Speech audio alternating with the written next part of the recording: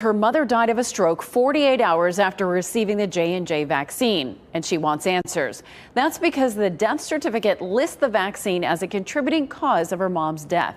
Amanda Lamb has been looking into the case and joins us live from Raleigh. Deborah, Becca Engel is understandably devastated by her mother's death 2 weeks ago, shortly after getting a dose of the COVID vaccine. And she wants to know if there's a connection. The Department of Health and Human Services confirms for us the state is investigating this case, and so are we.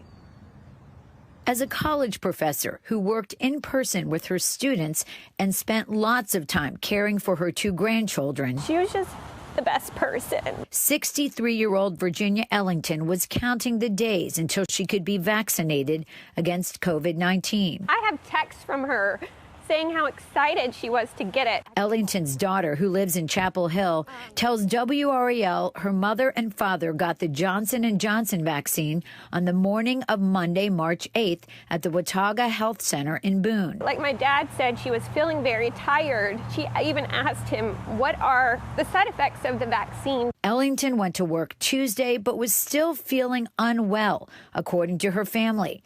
On Wednesday, March 10th, she stayed in bed.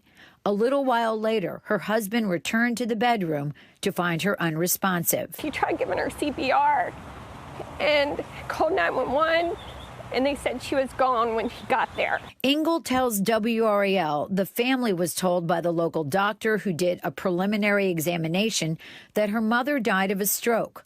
The local medical examiner, a paramedic, and a teacher who signed the death certificate wrote that the vaccine was one of the, quote, significant conditions contributing to her death. We were all shocked when we saw that that was even on there, that it said J&J vaccine. Engel, who is an online influencer, posted her mother's story on TikTok, raising the question as to whether there could be a link between the vaccine and her mother's death. The post has had more than 4 million views. It just breaks my heart that, like, this is what, happened, and this is what it takes to share her story. It definitely escalated things. Whether she was going to have a stroke in 30 years or she was going to have it now, it definitely triggered it. Engel's post has gotten mixed reviews. TikTok even placed a warning on it. Engel says her mother was in good health prior to her death. Did your mom have any underlying conditions that she was aware of? I mean, high blood pressure runs in her family, strokes run in her family. The vaccine is appropriate for everybody, independent of their family history or their personal history. Dr. Stefan Moll is a medical professor, researcher, and hematologist at UNC. He believes connecting the vaccine to a stroke is a rush to judgment. I think that was an assumption that should not have gone into a death certificate. According to the CDC, 795,000 people in the United States have strokes every year. North Carolina has one of the highest rates, 26,000 per year or 70 per day. Some people will develop a stroke and have had the vaccine, but that's a coincidental occurrence. So far, the CDC has found no evidence of a connection between the vaccines and strokes. But Moll says the only way to know for sure is to do an autopsy. So I'm a big proponent of doing autopsies to learn things and not just to assume things. The State Department of Health and Human Services has referred Ellington's case to the Office of the State Medical Examiner for an autopsy. They gave us a statement which says, in part, the death investigation for this case is in the preliminary stage, which is why the death certificate says pending. After an autopsy examination by one of our regional autopsy centers, the preliminary results do not show that this death was related to a vaccine or vaccination.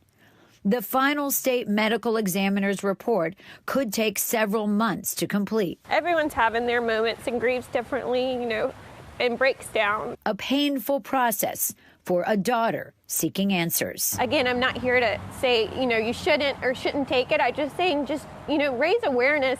You should check on your loved ones if they are getting it. If that is even an association, it's a rare one. It should not sway away anybody from getting the vaccine. Now, we did reach out to Susan Hawkins. She is that local medical examiner who signed that pending death certificate and put the vaccine on the death certificate. She referred us back to the Department of Health and Human Services. We also reached out to Johnson & Johnson, and they tell us there is no greater priority than the safety and well-being of the people we serve. We carefully review reports of this nature that involve individuals receiving our medicines, or in this instance, a vaccine. They go on to say that all of these cases are reviewed by the FDA during the vaccine rollout to make sure all of the vaccines are safe. And again, that report, that autopsy report, Deborah, is not expected for 60 to 90 days. But hopefully at that time, Ingle and her family will get the answers they're looking for. Thanks, Amanda. Recognizing this story may generate a lot of interest, the family is asking for privacy while they mourn.